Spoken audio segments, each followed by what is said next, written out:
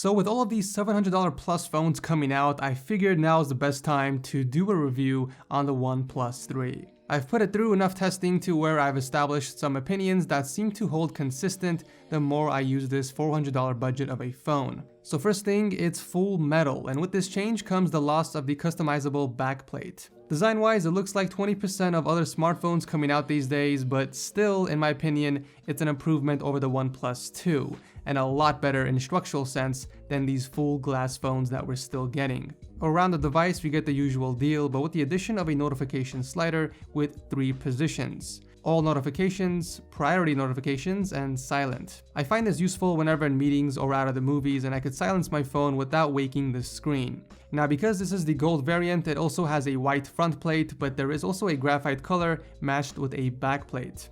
I do have some dbrand skins on my phone here to protect the phone from being scratched, and if you guys haven't heard of them, then I'll drop a link to them down below if you guys are interested.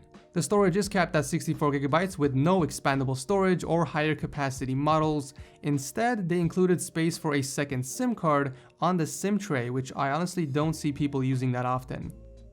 It's popular in China and India, but not here in the States, and I would have opted for a model with a slot for an SD card if I had that choice. My main Android device is usually the Galaxy S7 Edge when I'm not testing other phones, so compared to that, it definitely feels thicker, but that's mostly due to the curved nature of the S7 Edge, as the OnePlus 3 is actually 0.3mm thinner. It is, however, bigger in height and width. The 1080p AMOLED display inherently isn't going to be the sharpest on the market, and it's also not the brightest at only 413 nits compared to the S7 Edge's 855 nits.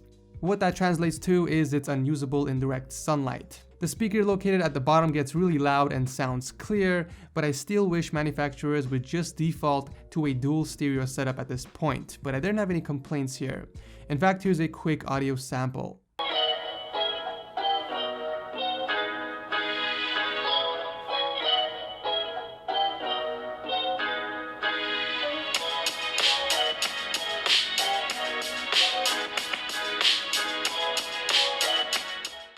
The capacitive home button actually houses a decent fingerprint reader. It's quick and accurate, and I don't have any complaints here. Internally, it rocks a Snapdragon 820 chip, Adreno 530 GPU, and 6 gigs of RAM. These specs paired with a resource-low operating system makes for a great user experience. It kind of feels like you're using a Nexus with virtually no stutter and a stock look. I actually prefer using this to the Nexus 6P because of the home screen customization. With a long press, you can now change the look of the Google search bar, icon style, home screen grid size, and many others. On the left side of the home screen, you get what's called a shelf, where you can basically add memos, pin frequent contacts, and widgets. I actually prefer this to the Now page on Google's stock launcher, but that's just a personal preference. In terms of battery life, I would get a consistent 4 hours of on-screen time for my usage from the 3000 mAh battery. That, included with their fast charging, or as they call it, dash charging, makes battery life on this phone a non-issue for me. It goes from 0 to 60% in just 30 minutes when using the included 4-amp charger.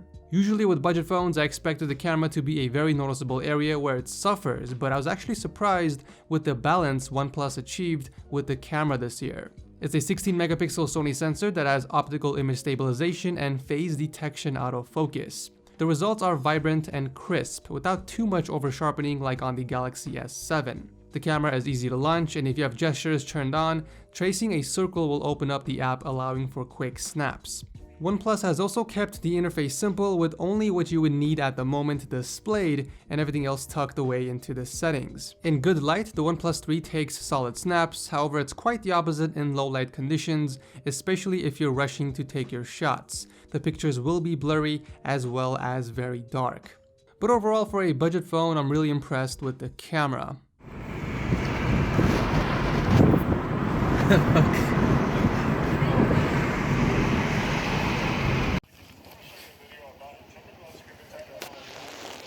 guy's name is Joshua Bain.